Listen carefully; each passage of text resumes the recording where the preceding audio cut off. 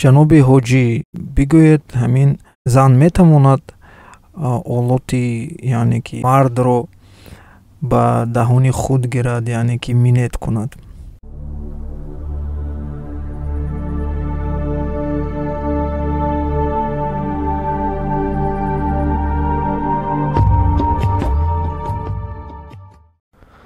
ассалому алайкум дӯстони азиз, хуш омадед ба шабақаи дарвиш.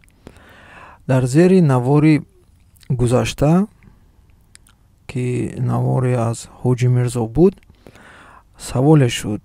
Як марде дар он ҷо навист ки ҷаноби ҳоҷӣ бигӯед, ҳамин зан метавонад олоти мардро ба даҳони худ гирад, яъне ки минет кунад. Ва чунки ин савол дар назари ман муҳим тофт, ман боиси он ки тамос бо ҳоҷи мирзо надорам, аз нуқтаи назари худ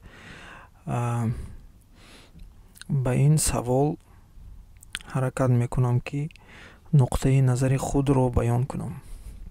Меравем дунболи ҷавоб. Гузаштагони мо, гузаштагони форсу тоҷик феълу рафтори дигар доштанд.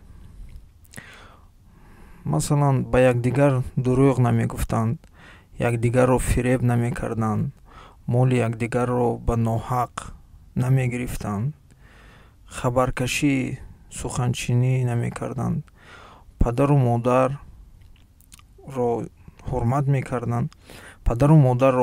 мекарданд ва ҳоказо. Дуруст аст? Айни ҳол фаҳмишҳо ба забони русӣ, яъне ки ин фаҳмишҳо понятия мегӯянд русо, дар байни мо нобуд шуда рафтааст. Дар байни мо фақат айфон, буруки ҷинс ва гамбургер аз Макдоналдс боқӣ мондаасту халос.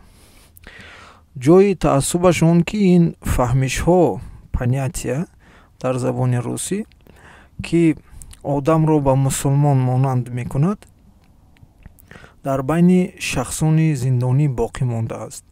Яъне шахсони зиндонӣ бо фаҳмиш, яъне аз рӯи понятия то ҳол зиндагӣ мекунанд.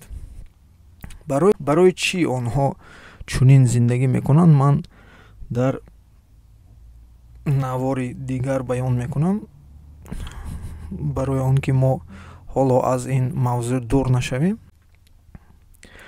Ва ин фаҳмишҳо онҳоро ба одам ва мусалмон бисёртар монанд мекунад дар баробари шахсоне ки озоданд ва дар озодӣ умр ба сар мебаранд. Ана яке аз фаҳмишҳои онҳо, яъне шахсоне ки дар зиндон ҳастанд, ин аст ки бӯса кардани зани ҷолиб, фоҳиша, яъне проститутка, ё ин ки аз пиёлаи вай чой об нӯшидан пастист. Ва инчунин бо фаҳмиши мардони зиндонӣ ламс кардан ё лесидани байни пойҳои зани фоҳиша ва умуман зан ҷоиз нест. Барои чӣ? Ба фикрам шарҳ додан зарур нест. Инчунин дар байни фаҳмиши шахсони зиндонӣ хоб рафтан бо зани фоҳиша низ пастист, яъне ки ба ҳайвон монанд шудан. Ва агар мо ба ислом назар кунем, ба ҳайрат мебинем ки дар ислом ҳам ба ғайр аз зани худ ба зани бегона расидан мумкин нест, яъне ки пастист. Гузаштагони мо барои ба ҳайвон табдил наёфтан аз табақ мехӯрданд, на аз замин, ва бо занҳои худ хуфтухоб мекарданд ва онҳоро низ бӯса мекарданд. Ва инчунин агар дар ин мавзӯъ мо мисол дар пеши назар ду сагеро орем, ки олоти аврати якдигарро мелесанд, ҳоламон чӣ нохуш мешавад, ҳамту нест? Ва чун дар ислом наздикӣ танҳо ба зани никоҳии худ ҷоиз бошад, раво аст, чӣ гуна мо метавонем он олоти аврати худро, ки аз он пешоб ва дигар обҳои наҷас хориҷ мешавад, ба таҳони зани худ гузорем ва ё аврати занро ба таҳони худ барем ва баъд аз ин якдигарро бӯса кунем. мо бо ин рафтор худро ба ҳайвон монанд мекунем. ҳайвоне ки танҳо аз пайи кайфу сафои худ аст, магар ӯ танҳо дар ҷустуҷӯи хӯрок, як ҳамроҳи модда ва ҷойи хоб нест? Магар мо аз ҳайвон болотар нестем? Магар мо танҳо якдигарро барои кайфият истифода мебарем ва забони гӯё надорем ва олоти худро барои кайфи худ ба даҳони зани худ медиҳем? Магар ҳамин аст рафтори одамӣ, рафтори мард, ё ин ки бисёртар ба рафтори ҳайвоне ки соҳиби ақл нест, ҳайвоне ки тамоми рафтораш барои роҳату кайф аст, монандӣ дорад? шумо чӣ фикр доред? ҳоло он ки ман хомӯшам аз он ҳолатҳое ки мазӣ, манӣ, вадӣ, ин он обҳое ки аз олоти мард хориҷ мешавад,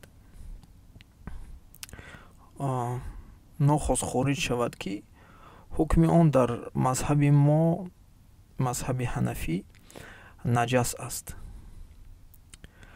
Пас аз ин чӣ гуна метавонем занро бӯса кунем? Чӣ гуна ба тарафи ӯ оё шаъни ӯ дар назари мо паст намешавад ё шаъни ҳарду? дар Қуръони Карим дар сураи Бақара Худованд мефармояд: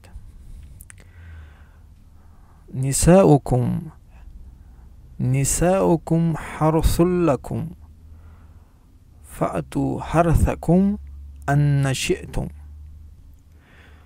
тарҷума: занҳои шумо киштзори шумо ва ба киштзори хеш бо ҳар равише ки мехоҳед оед. пас занҳои мо киштзори мо бошанд, мо метавонем ба киштзори худ бидуни кишт дар кору нодаркор, дар он ҳолатҳое ки намехоҳем кишт кардан, оем? ин савол барои фикркунандагон.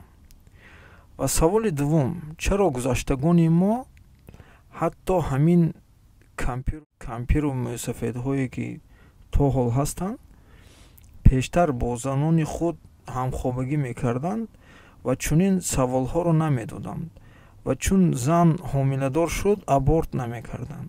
Барои чӣ? Магар онҳо фақат барои фарзанд шудан бо ҳамдигар хоб мерафтанд? Магар онҳо танҳо барои фарзанд шудан бо якдигар хоб мерафтанд? Шумо чӣ фикр доред?